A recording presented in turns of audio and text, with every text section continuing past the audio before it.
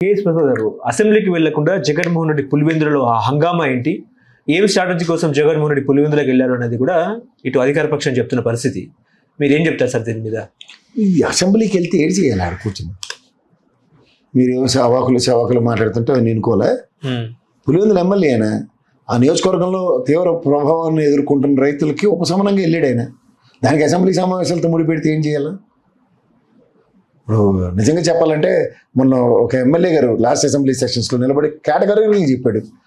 ఒరిస్సా బోర్డర్లో ఉన్న కోరాపుట్ ఇట్లో ఎక్కువ తెలుగు ప్రజలు ఉంటారు, సోనాబేడలాడి దగ్గర. అక్కడ ఉన్న ప్రజలతో మాకున్న సంబంధాలకి వాళ్ళు మేము ఒరిస్సాలో ఉంటే బాగుండు అనిపించే పరిస్థితి వచ్చిందని ఈ ప్రభుత్వంలో ఫస్ట్ ఆయన ఒక ఎమ్మెల్యే గారు మాట్లాడారు, స్థానిక MLA. What is that mean? So అలాంటి దగ్గర మీ సమావేశాలకు వచ్చి ఎవరికి ఉపయోగం? రమణమూర్తి గారు అలాగే మాట్లాడారు రైతుల వేతల మీద. ఆయన కోన రవికుమార్ గారు అదే విషయంలో అలాగే చక్కగా మాట్లాడారు. మీ ప్రభుత్వంలో మీ ప్రజాప్రతినిధులే ఆ విధంగా మాట్లాడుతున్న దగ్గర ఆడిపోయిన అవుట్ కింద ఉన్న పులివెందుల ఎమ్మెల్యే గారు వచ్చి ఏం చేయగలుగుతారు? మీ వాళ్ళకి ఏం సమాయించలేకపోతున్నారు. స్పీకర్ గారేమో జీరోలో అడగవలసిన ప్రశ్నలు అంటే ఇది ప్రజా సమస్య కదా సార్ అని మాట్లాడుతున్నారు ఆయన. ఈ ప్రభుత్వం ఏం చేస్తుందంటే కర్రు కాల్చి జగన్మోహన్ రెడ్డికి పెట్టడానికి ఉన్న శ్రద్ధ, మా ప్రభుత్వం మా విధి విధానాలు ఇవి మేము ఇంత చక్కగా చేస్తున్నాం అని చెప్పుకోవడానికి వీళ్ళ దగ్గర సమాధానం లేని స్థితిలో అంచేత ఇవాళ తీవ్ర ప్రభావం ఎత్తున్న అరటి రైతులని గురించి వీళ్ళని జగన్మోహన్ రెడ్డి గురించి అసెంబ్లీ సమావేశాలతో ముడిపెట్టి మాట్లాడడం ఎంతవరకు సమంజసం? మీరు వెళ్ళక్కర్లేదండి జగన్మోహన్ రెడ్డి గారు, మేము చేయవలసింది మేము చేసేస్తున్నాం అని చెప్పి వ్యవసాయ శాఖ మంత్రి అలా ఉల్లిపాయ రైతులకు ఉపశమనం ఇచ్చిన 50,000 అని చెప్పాడు చూడండి. ఇవ్వలేదు. కానీ అలాంటిది ఏమైనా స్టేట్మెంట్ ఉందా? అలాంటిది ఏం లేదు. ఈ నెలలో ఉండే సైడ్కి సార్ ప్రణాళిక దిగించి కేజీ రూపాయికి కొంటాం అంటున్నారు అరటికాయల్ని.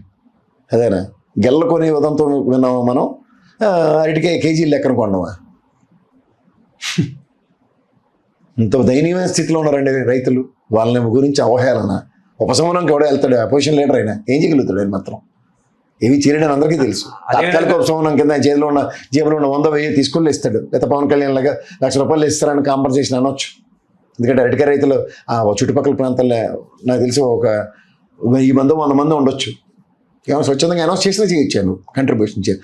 కొంతమంది చేసే దానాలు సేవలు 3వ గంటకి తెలియకుండా చేస్తారు, కొంతమంది పబ్లిసిటీ కోసం చేస్తారు. What ever it may be. అదే బలంతో అసెంబ్లీకి వస్తే బాగుండు కదా సార్? ఏం చేయాలి? బలం లేనోడు కదా. ఇప్పుడు 11 మందితో వచ్చి ఏం చేయగలుగుతాడు అతను? సార్ మీకు నేను మళ్ళీ చెప్తున్నాను, గౌరవ న్యాయస్థానం పరిధిలో ఉంది అది. అపోజిషన్ స్టేటస్ అన్నది కనుక వీళ్ళు ఇవ్వగలిగితే, గతంలో పి జనార్దన్ రెడ్డి గారికి ఇచ్చారు, లీడర్ కింద కాదు పొజిషన్, ఈక్వలెంట్ ప్రివిలేజ్ టైం ఉంటుంది. ఎలా? గౌరవ ముఖ్యమంత్రి గారు మాట్లాడింది అనుకో, లేదా గౌరవ మంత్రి గారు మాట్లాడింది అనుకో, ఈయన నిలబడి ప్రశ్నించి ప్రక్షాళించి సమాధానం రాబడ్డానికి ఒక వెసులుబాటు ఉంటుంది అపోజిషన్కి. అది ఇమ్మనే కదా అడుగుతుంది. వీళ్ళు ప్రజలకి ఎలా చెప్తున్నారంటే జగన్మోహన్ రెడ్డి అపోజిషన్ స్టేటస్ అడుగుతున్నట్టుగా పోర్ట్రేట్ చేసి ప్రజల్లో పక్కదారి పట్టిస్తున్నాడు అసలు విషయం. ఓకే, మేము జగన్మోహన్ రెడ్డికి అపోజిషన్ స్టేటస్ ఇవ్వదలుచుకోలేదు, ఇవ్వద్దు. అపోజిషన్ స్టేటస్ అంటే క్యాబినెట్ హోదా, సెక్యూరిటీ ఇవన్నీ అక్కర్లే. అవి మేము అడగట్లేదు, నాకు అక్కర్లేదు. నేను కూడా అది అడుగుతుంది. ప్రజాస్వామ్యంలో ఒక అపోజిషన్ కాన్స్టిట్యూషన్ పరంగా కూడా అదే ఉంది. ఆ పర్సన్ ఒకటే గెలవచ్చు, వాడికి ఇవ్వాల్సిన ప్రివిలేజ్ ఇవ్వండి. గతంలో ఎవరు అద్వానీ గారు వాజ్పేయి గారు ఇద్దరు గెలిచారు. అలాంటప్పుడు ఆయనకి అపోజిషన్ స్టేటస్ ఏం కోల్పోలేదు. వాళ్ళు opposition status is different, opposition leader is different.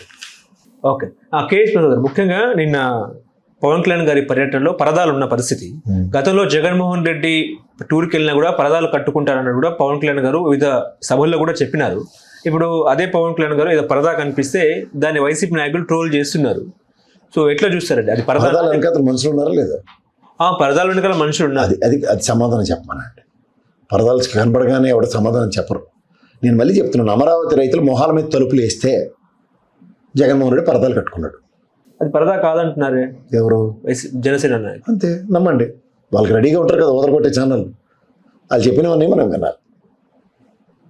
మరి ఇప్పుడు ఈయన జగన్మోహన్ రెడ్డి పార్టీ ఎవడో పరదాలు కాదే అంటే ఎవడైనా వార్త కింద వేశారు, లేదా అమరావతి రైతులు మొఖం మీద తలిపేశారు కాబట్టి ఆయన పరదాలు కట్టుకున్నాడు అని ఎవడని చెప్పాడు వార్త?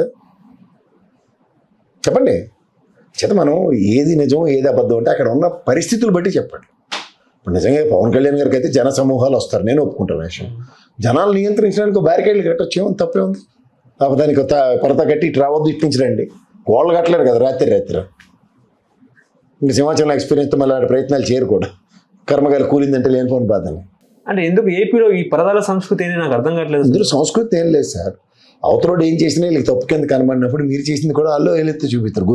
ఇప్పుడు మనకి ఒక వేలు ఇలా చూపించుంటే 4 వేలు మన పక్క చూపిస్తూ ఉంటాయి. అదే జరుగుతుంది రాజకీయం అక్కడ. అంటే గతంలో జగన్మోహన్ రెడ్డి కూడా బయటికి వెళ్ళినా కూడా పరదాలు కట్టుకునే ముఖ్యమంత్రి అని బయట కూడా comment ఎక్కడైనా చూసారా సిద్ధం సభలో వాటిల్లోనూ? ఓన్లీ ఆ అమరావతి పరిసర ప్రాంతాల్లో వెళ్ళినప్పుడు మాత్రమే పరదాలు కనబడ్డాయి. కానీ దాన్ని ఎంత ఎలివేట్ చేశారు మొత్తం స్టేట్ అంతా అని. That is their models of operand. We need to accept it. కింద ట్రాఫిక్ ఆపి పైన హెలికాప్టర్లో వెళ్ళే వ్యక్తి జగన్మోహన్ రెడ్డి. వీళ్ళు ముగ్గురు ఎగిరేసారు కదా. అసలు క్యాబినెట్ మంత్రులకు హెలికాప్టర్ అన్నది నేనైతే చరిత్రలో ఎక్కడ చూడలేదు. మీరు చూసారా? క్యాబినెట్ మంత్రికి హెలికాప్టర్ ఉండడం ఎప్పుడైనా చూసారా మీరు? నేను ఫస్ట్ టైం చూస్తున్నా. అది కూడా హోంమంత్రికి లేదు, పంచాయతీరాజ్ శాఖ మంత్రికి, విద్యాశాఖ మంత్రికి హెలికాప్టర్ లేదు. అంటే డిప్యూటీ సీఎం కాబట్టి ఇవ్వచ్చేమో. అంటే డిప్యూటీ సీఎం మాకు తెలదా? డిప్యూటీ సీఎం క్యాబినెట్ మంత్రిని ప్రమాణ స్వీకారం చేశాడే, డిప్యూటీ సీఎంగా ప్రమాణం చేస్తున్నానని ఆయన చేశారా? కేబినెట్ మంత్రిగా ప్రమాణ స్వీకారం చేసిన ఆయన డిప్యూటీ సీఎం హోదా ఇచ్చారు కదా సార్. ఎలా ఇచ్చారు? వీళ్ళకి సరదా కాబట్టి ఇచ్చారు. దానికి హోదా ఉండదు, అలంకారం. అర్థమైందా? గౌరవ ప్రజాప్రతినిధి కాబట్టి ఇచ్చారేమో బహుశా. గౌరవ ప్రజాప్రతినిధి అండి. గౌరవ ప్రజాప్రతినిధి ఎమ్మెల్యేగా ఎలక్ట్ కాబడ్డాడు. ఆయన ఎలక్ట్ అయిన అతనికి క్యాబినెట్ హోదా కలిగిన మంత్రి పదవి ఇచ్చారు. కానీ డిప్యూటీ అనేది ఒక యాడెడ్ యాడ్జెక్టివ్. దానికి సముచిత స్థానం అనేది ఉండదు. సరే, సీఎం దానికి హెలికాప్టర్ ఉండదు. మొహమాట లేకుండా చెప్తున్నా. విద్యాశాఖ మంత్రికి అయితే ప్రసక్తే లేదు అసలుకి. అంటే సీఎం గారి కుమారుడు కాబట్టి ఇచ్చారేమో. ఇది రాజరిక వ్యవస్థ. యువరాజు గారికి పట్టాభిషేకం చేసే ముందు ఆయనకు కూడా సామ్రాజ్యం మీద సర్వ హక్కులు ఉంటాయి. ఇలాంటివి ప్రజాస్వామ్యం నేనే చదువుకోలేదు. అందులో వాళ్ళ కాన్స్టిట్యూషన్ డే. సరే, ఇప్పుడు మనం పరదాల విషయం వద్దాం. ఇప్పుడు వాళ్ళు వేలెత్తి చూపించినప్పుడు గులివింది గింజలాగా నీకు కూడా వెనకతలు నలుపుందన్న ఇది ఒప్పుకోవాలి కదా. జేట్రా బాబు, ఆ మొదట పవన్ కళ్యాణ్ గారు దాకా ఎందుకు లోకేష్ గారు అది ఇటు పరదాలు కట్టారు, మనం ఆ ప్రభుత్వం మారిపోయింది అని ఒక కామెడీ చేశారు కదా. మరి కామెడీ జస్టిఫై అదేంటి? బాగా నవ్వారు కదా మీరు, బాగా నవ్వుతారు కదా మీరు. ఇలాంటి పనులు చేస్తే నవ్వులు పోలు అవుతామని తెలియదా? లోకేష్ గారు ఆల్రెడీ పరదాలు ఎందుకు కట్టారు? ఆ వీడియో ఉందా మీ దగ్గర? గ్యాప్ ఉందా? ఏంటి ప్రభుత్వం మారిపోయింది కదా, మేం కదా ఇప్పుడు పరదాలు ఉండమన్నారు కదా. మరి మీరే కదా పవన్ కళ్యాణ్ ఎందుకు పరదాలు కట్టాడు?